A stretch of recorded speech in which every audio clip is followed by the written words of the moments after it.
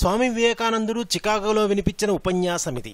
హిందూ మత ఔన్నత్యాన్ని, భారతదేశ సాంస్కృతిక చారిత్రక వారసత్వం వైభవాన్ని ప్రపంచ సర్వమత మహాసభలో చాటి చెప్పారు స్వామి వివేకానంద.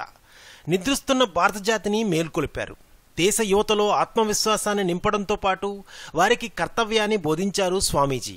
ఆయన జీవించింది కేవలం 39 సంవత్సరాలే అయినా ఎనలేని కీర్తిని ఆర్జించి భవిష్యత్ తరాలకు మార్గదర్శిగా నిలిచారు వివేకానందులు వారు. ఆయన చెప్పిన సందేశాల్లో కొన్నిటి గురించి ఇప్పుడు మనం తెలుసుకుందాం. లేవండి, మేల్కొనండి, మిమ్మల్ని మీరు మేల్కొల్పుకుని ఇతరులను మేల్కొల్పండి, ఇకపై నిద్రించకండి, మీరు మరణించే లోపే జీవిత పరమావధిని సాధించండి. లేవండి, మేల్కొనండి, గమ్యం చేరి వరకు ఎక్కడా నిలవకండి, ఎప్పటికీ జాగృతంగానే ఉండండి. బలమే జీవితం, బలహీనతే మరణం. ఇనుప కండరాలు, ఉక్కు నరాలు, వజ్ర సంకల్పం కలిగిన యువతే ఈ దేశానికి కావాలి. ఆధునిక యువత పైన నాకు విశ్వాసం ఉంది. నేను నిర్మించిన ఆదర్శాన్ని దేశవ్యాప్తం చేసేది యువతే. యువత ముందు బలిష్ఠులుగా, జవ సంపన్నులుగా, ఆత్మవిశ్వాసం కలిగిన వారుగా, నిజాయితీపరులుగా మారాలి. ఇలాంటి వారు 100 మంది ఉన్నా చాలు ఈ ప్రపంచాన్ని మార్చేయవచ్చు. మీరంతా మహత్కార్యాలు సాధించడానికే జీవించామని విశ్వసించండి. బలం, శక్తి మీలోనే ఉన్నాయని గుర్తుంచుకోండి.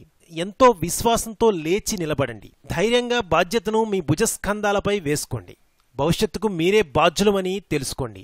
ఆరంభం అతి స్వల్పంగా ఉందని నిరాశపడకండి. క్రమంగా ఘనమైన ఫలితాలు వస్తాయి.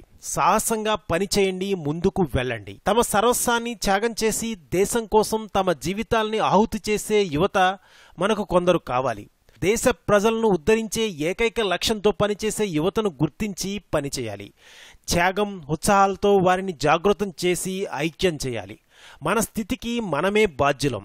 లక్ష్యాన్ని సాధించే శక్తి, ఆ పై శక్తి మనకే ఉన్నాయని గుర్తించండి అంటూ యువతిని ఉత్తేజపరిచే సందేశాన్ని స్వామి వివేకానందులు తన ప్రసంగంలో ఎన్నో చెప్పుకొచ్చారు.